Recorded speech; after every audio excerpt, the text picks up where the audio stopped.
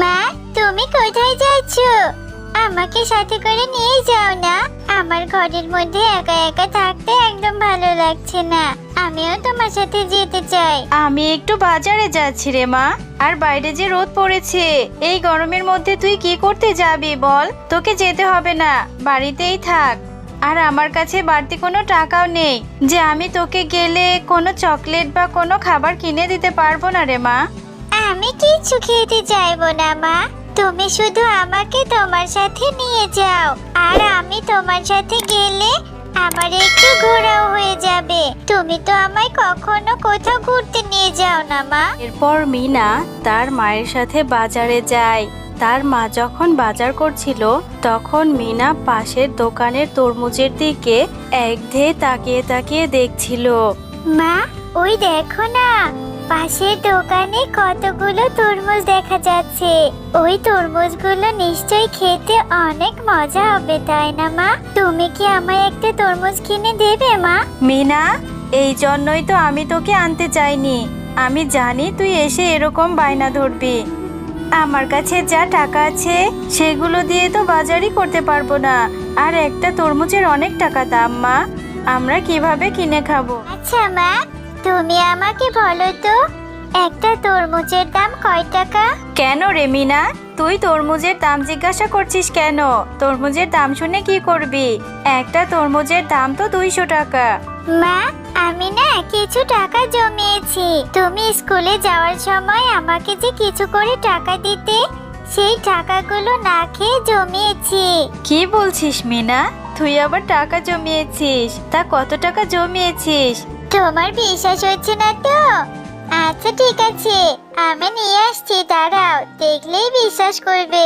এরপর মিনা তার ঘর থেকে তার জমানো টাকার থলেটা এনে তার মাকে দেয়। এই নাও মা, দেখো তো এখানে কি 200 টাকা আছে নাকি? হ্যাঁ রে মিনা, এখানে তো দেখছি 200 টাকার থেকে অনেক বেশি আছে। এতগুলো টাকা তুই কিভাবে জমালি রে মা? এই টাকাগুলো জমাতে তো তোর অনেক দিন লেগেছে। আচ্ছা মা, তুমি আমার এই জমানো টাকাগুলো দিয়ে বড় একটা তরমুজ এনে দেবে। তারপর আমি মন ভরে অনেক তরমুজ খাবো। আচ্ছা মিনা, ঠিক আছে, আমি আজকেই যাব আর অনেক বড় একটা তরমুজ এনে দেব তোকে। এরপর শেফা শিয়ালিনী তার মেয়ের জমানো টাকাগুলো নিয়ে তরমুজ কেনার জন্য চলে যায়। মামা, তোমার দোকানের সব থেকে বড় তরমুজটা কয় টাকা? আমাকে তোমার দোকানের সব থেকে বড় তরমুজটা দাও দেখিনি।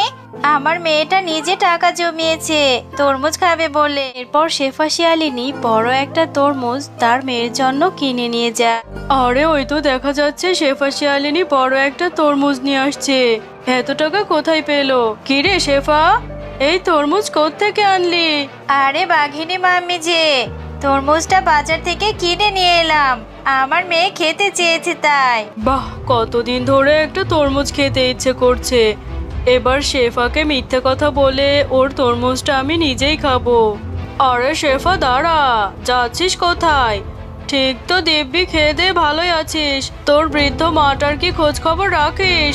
তোর মা যে খুবই অসুস্থ, তোকে যেতে বলেছে। তোকে নাকি খুব দেখতে ইচ্ছে করেছে। এটা তুমি কি বলছো বাঘিনী মামি? আমার মা অসুস্থ? আমি এক্ষুনি যাচ্ছি, কিন্তু এই তরমুজটা যে আমার মেয়ের কাছে দিতেই হবে। আমার মেয়েটা যে তরমুজ খাওয়ার আশায় বসে আছে। আরে শেফা, তুই এটা নিয়ে চিন্তা করিস না একদম। তুই তরমুজটা আমার বাড়িতে রেখে যা, আমি এক্ষুনি তোর মেয়ের কাছে তরমুজটা পৌঁছে দিয়ে আসবো। তুই তাড়াতাড়ি তোর মায়ের কাছে যা। তুমি খুব ভালো গো বাঘিনী মামি। ঠিক আছে, আমি তোমার এখানে রেখে যাচ্ছি। তুমি আমার মেয়েটাকে তরমুজটা দিয়ে এসো, আর আমি আমার মাকে দেখে আসি। পর শেফা শিয়ালিনী তরমুজটি বাঘিনীর বাড়িতে রেখে তার বৃদ্ধ মাকে দেখতে যায়। তুমি কেমন আছো? তোমার শরীরটা ঠিক আছে তো? শুনলাম তুমি নাকি অসুস্থ। বাঘিনী মামি আমাকে বললো, তাই ছুটে চলে এলাম তোমাকে দেখতে। হ্যাঁ রে মা, এসেছিস, ভালো করেছিস। তা আমার দিদি ভাইকে সাথে করে নিয়ে আসতি। আর আমি তো অসুস্থ হইনি, আমার শরীরটা তো ঠিকই আছে। তুমি ঠিক আছো? তুমি অসুস্থ হওনি? তাহলে বাঘিনী মামি আমাকে মিথ্যা কথা কেন বললো? আমার এক্ষুনি বাড়িতে যেতে হবে। আমার মেয়েটাকে আমি একা রেখে এসেছি। আমি তাহলে আজকে যাই মা, অন্য একদিন আসবো। কেবলই না এলি, এক্ষুনি চলে যাবি? একটু জল খাবার তো খেয়ে যা। সাবধানে যাস মা, আবার আসার সময় মিনা দিদি ভাইকে নিয়ে আসবি কিন্তু। মা, তুমি আসতে এত দেরি করলে কেন? আর তুমি না আমার থেকে টাকা নিয়ে গেলে, বললে যে আমার জন্য তরমুজ আনবে। আমার তরমুজ আনোনি? কেন রে মিনা, তুই কি তাহলে তরমুজ খাসনি? আমি যে বাঘিনী মামির কাছে তরমুজ কিনে পাঠিয়ে দিলাম, তাহলে কি বাঘিনী মামি তোকে তরমুজটা দিয়ে যায়নি? কই না তো, আমাকে তো কেউই তরমুজ দিয়ে যায়নি। আমি তো সেই কখন থেকে উঠোনে তোমার জন্য বসে আছি। তুমি তরমুজ আনবে আর আমি খাবো। তাহলে বাঘিনী মামি হয়তো আমাকে মিথ্যে কথা বলে ঠকিয়ে তরমুজটা নিজেরাই খেয়ে নিয়েছে। থাক মা, তুই মন খারাপ করিস না, আমি টাকা জমিয়ে তোকে তরমুজ কিনে দেব। আচ্ছা ঠিক আছে, তরমুজ তো খাওয়াই হলো না। আমি তাহলে মাঠে গিয়ে বন্ধুদের সাথে একটু খেলা করে আসি। ঠিক আছে যা, কিন্তু সন্ধে হওয়ার আগে তাড়াতাড়ি বাড়িতে ফিরে আসবি কিন্তু। জানিস মিনা, আজকে না আমি অনেক বড় একটা তরমুজ খেয়েছি। আমার মা আমার জন্য তরমুজ এনেছিল, কি যে মজা লেগেছে। ও, তরমুজ খেয়েছিস? আমারও না তরমুজ খেতে খুব ইচ্ছে করে। এখন তো অনেক দেরি হয়ে যাচ্ছে, চল বাড়িতে চলে যাই। এরপর খেলা শেষ করে মিনা বিনার সাথে বাড়ির দিকে যেতে থাকে। আর যেতে সে বিনাদের বাড়ির সামনে কিছু তরমুজের খোসা এবং বীজ দেখতে পায়। বিনা, তোরা তরমুজ খেয়েছিস আর তরমুজের বীজ আর খোসাগুলো ফেলে রেখেছিস? আমি তাহলে এই বীজগুলো নিয়ে যাই, তারপর বাড়ির উঠোনে লাগিয়ে দেব। অনেক তরমুজ হবে। ঠিক আছে মিনা, তুই এগুলো নিয়ে যা। আর মা এগুলো তো ফেলে দিয়েছিল। এরপর মিনা ফেলে রাখা সেই তরমুজের বীজগুলো বাড়িতে নিয়ে যায় আর বাড়িতে গিয়ে তার উঠোনে রোপণ করতে থাকে। আরে মিনা, তুই এগুলো কি রোপণ করলি? আর এগুলো তুই কোথায় পেলি? মা, আমি যখন বিনাদের বাড়ির সামনে দিয়ে বাসায় ফিরছিলাম, তখন আমি ওদের বাড়ির সামনে কিছু তরমুজের খোসা ও বীজ পেয়েছি। আর সেই বীজগুলো বাড়িতে নিয়ে এসে রোপণ করেছি। এর থেকে গাছ হবে, তরমুজ হবে, আর আমি মন ভরে তরমুজ খাবো। ও, আমার টাকার কেনা তরমুজ খেয়ে বীজগুলো আর খোসাগুলো ওখানে ফেলে রেখেছে, আর সেগুলো তুই কুড়িয়ে নিয়ে এসেছিস? পাগলি কোথাকার। কিছুদিন পর সেই বীজগুলো থেকে একটা চারা গাছ হয়, আর সেই চারা গাছের মিনা অনেক যত্ন নিতে থাকে। এভাবে কয়েক মাস পর সেই চারা গাছটি অনেক বড় হয়ে যায়, আর সেই গাছে অনেকগুলো তরমুজ ধরে। মা, দেখো আমাদের গাছে কত তরমুজ ধরেছে। এখন থেকে রোজ রোজ আমি অনেক তরমুজ খেতে পারবো। হ্যাঁ রে মিনা, তাই তো দেখতে পাচ্ছি। এত বড় তরমুজের গাছ আমি কোনোদিনই দেখিনি। আল্লাহ আমাদের উপরে সহায় হয়েছে রে মা। হ্যাঁ শেফা শিয়ালিনী, তুমি ঠিকই বলেছো। তোমার ছোট্ট মেয়ে মিনা এই গাছটির অনেক যত্ন করেছে, তাই আল্লাহ তোমাদের উপর রহম করেছে। এই গাছের তরমুজ কোনোদিনই শেষ হবে না, আর তোমরা এই গাছের তরমুজগুলো যত খুশি বিক্রি করতে পারবে। এ বাবা, এই তরমুজ দেখে আবার কথাও বলে। তুমি এগুলো কি বলছো, জাদুর তরমুজ? আচ্ছা ঠিক আছে, এখন থেকে এই তরমুজগুলো আমি বাজারে বিক্রি করব। পর থেকে শেফা শিয়ালিনী তরমুজগুলো বাজারে বিক্রি করতে থাকে, আর একদিন বাঘিনী এসে সেটা দেখে ফেলে। আরে শেফা, তুই এতগুলো তরমুজ কোথায় পেলি? আবার তরমুজের ব্যবসাও শুরু করেছিস? এরপর শেফা শিয়ালিনী সরল মনে বাঘিনীকে সব কথা খুলে বলে। ও, এই ব্যাপার, মিথ্যে কথা বলার জায়গা পাস না তাই না? এই তরমুজগুলো নিশ্চয়ই চুরি করে এনেছিস। আমিও দেখবো তোর গাছের তরমুজ কেমন, বুঝলি বিনা? মিনাদের বাড়িতে নাকি এক জাদুর তরমুজ গাছ আছে, সেই গাছের তরমুজ নাকি কখনোই শেষ হয় না। আজকে রাতে গিয়ে সব তরমুজগুলো আমি চুরি করে নিয়ে আসবো। মা, তুমি মিনাদের বাড়িতে চুরি করতে যাবে? চুরি করলে যে আল্লাহ শাস্তি দেবে। চুরি করা ভালো কাজ না মা। আরে তুই চুপ কর তো, তুই এগুলোর কে বুঝবি? ছোট বাচ্চা মানুষ, এত বেশি কথা কেন বলিস? ওদের গাছের সব তরমুজ চুরি করে নিয়ে আসবো, দেখবো কি করে তরমুজ বিক্রি করে। পর রাত্রেবেলা মিনাদের গাছের তরমুজ চুরি করতে চলে যায় বাঘিনী। বাঘিনী, তুমি অনেক খারাপ। সেদিন শেফার তরমুজ চুরি করে খেয়েছো, আজ আবার লুকিয়ে লুকিয়ে রাতে তরমুজ চুরি করতে এসেছো। এই নাও, তোমাকে আমি শাস্তি দিচ্ছি, এখন শাস্তি উপভোগ করতে থাকো। আমার গাটা জ্বলে যাচ্ছে, শেফা আমায় ক্ষমা করে দে। আমি আর কোনোদিন চুরি করে তরমুজ খাবো না। জাদুর তরমুজ, আমাকে ছেড়ে দাও তুমি। জাদুর তরমুজ, তুমি বাঘিনী মামিকে ছেড়ে দাও। আমি বাঘিনী মামিকে ক্ষমা করে দিয়েছি। তাছাড়া বাঘিনী মামি তো নিজের ভুলটা স্বীকার করেছে। তুমি বাঘিনী মামিকে ছেড়ে দাও প্লিজ। ঠিক আছে, আমি শুধু শেফা শিয়ালিনীর কথা মতো তোমাকে ছেড়ে দিচ্ছি। এই নাও, আর কোনোদিন এরকম চুরি করবে না, তাহলে তোমার জন্য আরো কঠোর শাস্তি হবে।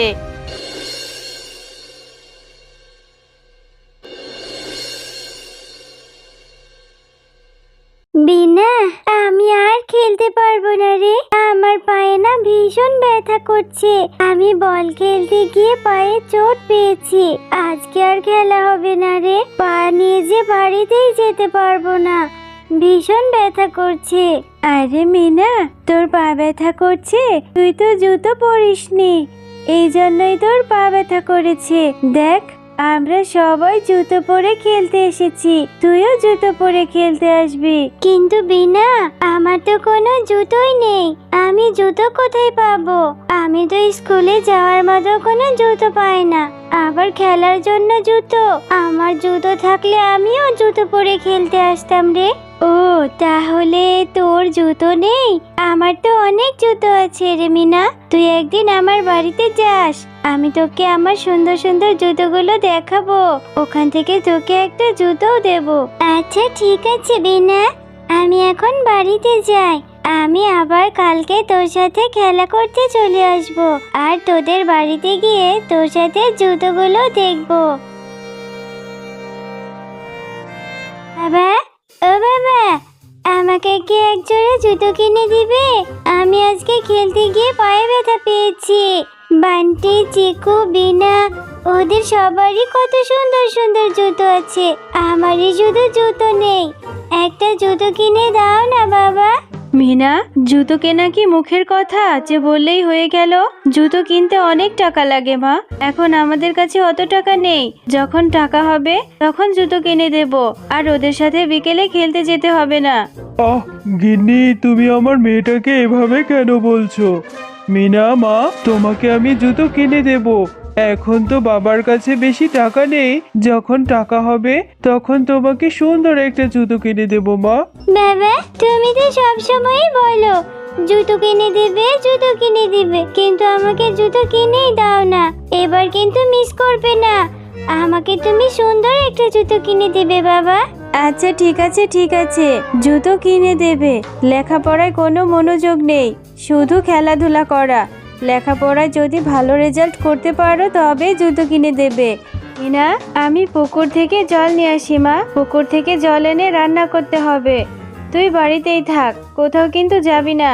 ও মামা, তুমি তো পুকুরে জল আনতেই যাচ্ছ, আমি বাড়িতে একা একা কি করে থাকবো? আমি বরং বিনার সাথে একটু খেলা করে আসি মা। আমি মাঠে যাব না, বিনা বলেছে ওদের বাড়িতে বসে বসে খেলতে। আমি বিনার সাথে ওদের বাড়িতে বসে খেলা করে চলে আসব। তুই বিনাদের বাড়িতে যাবি? বিনার মা যে গরিবদের দেখতে পারে না মা, না গেলেই ভালো হয়। যেতে যেহেতু চাইছিস, আচ্ছা ঠিক আছে যা, কোনো রকমের দুষ্টুমি করবি না, তাড়াতাড়ি বাড়িতে ফিরে আসবি কিন্তু। আচ্ছা মা, আমি একটুও দুষ্টুমি করব না। আমি বিনার সাথে খেলা করে তাড়াতাড়ি চলে আসব। তুমি কিন্তু তাড়াতাড়ি রান্নাটা শেষ করে রেখো, আমি এসে ভাত খাবো।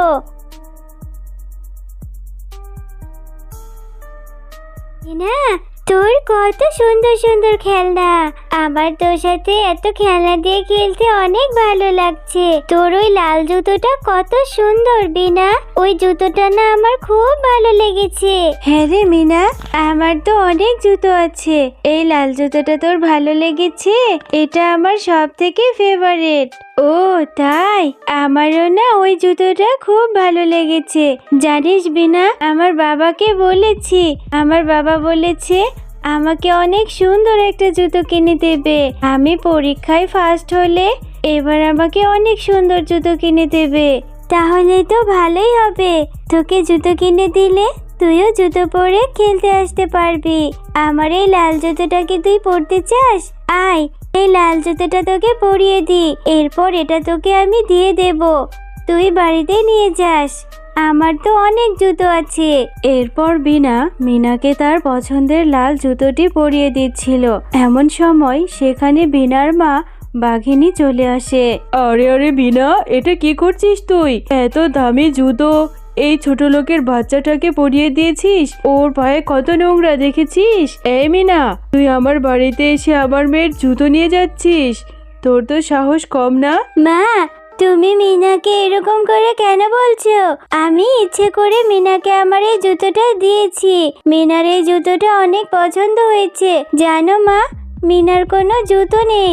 আরে আরে, 1 টাকার মুরত নেই, লাখ টাকার স্বপ্ন দেখে। এই ছোট লোকের বাচ্চাটার আবার জুতো পরার শখ হয়েছে। তুই জানিস এই জুতোটার দাম কত? আমার মেয়ের জুতোটা কেন পরেছিস তুই? এক্ষুনি এখান থেকে চলে যা। কাকিমা, তুমি আমাকে এভাবে কেন বলছো? আমি তো বিনার কাছ থেকে জুতো নিতে চাইনি, আমি শুধু একটু পরে দেখছিলাম। আমি আর কোনোদিনই তোমাদের বাড়িতে আসবো না। একটু জুতো পরেছি বলে তুমি আমাকে কত কিছু বললে। একথা বলে মিনা মনটা খারাপ করে কাঁদতে কাঁদতে সেখান থেকে বেরিয়ে যায়। তাদের ঘরের পেছনে কাঁঠাল গাছের পাশে বসে কাঁদতে থাকে। সামান্য একটু জুতো পরেছি বলে বিনার মা আমাকে কত বকা দিল। আমি জানি এ কথা গিয়ে আমার মাকে বললে আমার মাও আমাকে বকা দেবে। আমরা গরিব হয়েছি বলে সবাই কত অবহেলা করে। আমার যদি একটা জুতো থাকতো। ছোট মিনা, কি হয়েছে তোমার? তুমি এভাবে এখানে বসে বসে কাঁদছো কেন? আমাকে খুলে বলো, আমি তোমাকে সাহায্য করব। ও বাবা, এটা তো দেখছি কথা বলা কাঁঠাল গাছ। কাঁঠাল গাছ, আমি আমার বন্ধু বিনার একটা জুতো পরতে চেয়েছিলাম, এজন্য বিনার মা বাঘিনী কাকিমা আমাকে অনেক বকেছে।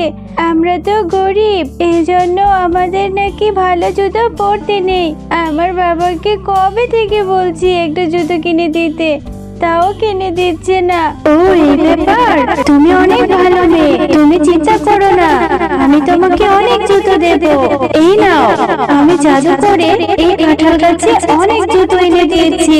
এই কাঁঠাল গাছের জুতো কোনোদিন শেষ হবে না। তুমি যত খুশি এখান থেকে জুতো নিতে পারবে, আর তুমি তোমার গরিব বন্ধুদেরকে সাহায্য করবে।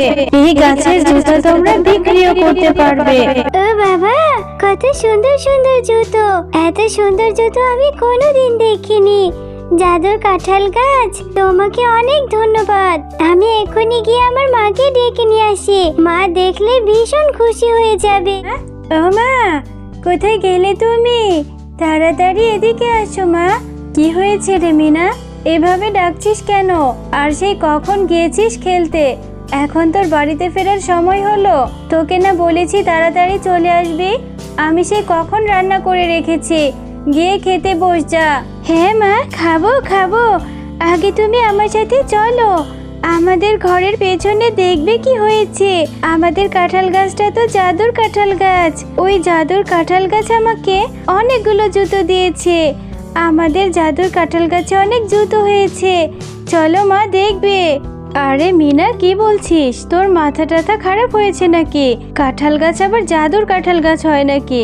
আবার কাঁঠাল গাছে জুতোও ধরেছে। চল তো গিয়ে দেখি। কাঁঠাল গাছে জুতো ধরেছে, পাগলি মেয়ে আমার। এই যে দেখো মা, আমাদের ঘরের পেছনের কাঁঠাল গাছটাতে কত জুতো ধরেছে।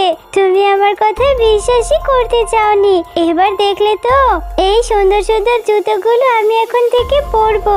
আর জাদুর কাঁঠাল গাছ বলেছে সব গরিব বন্ধুদের জুতো দিতে, আমরা এগুলো বিক্রিও করতে পারবো। হ্যাঁ রে মিনা, এটা তো আজব ঘটনা, এরকম আমি কখনো দেখিনি। এই কাঁঠাল গাছটা তাহলে জাদুর কাঁঠাল গাছ ছিল। এখন আর আমাদের কোনো অভাব থাকবে না রে মা। তোর বাবাকে বলবো এই জুতোগুলো নিয়ে বাজারে একটা দোকান দিতে, আমরা ভালোভাবে চলতে পারবো।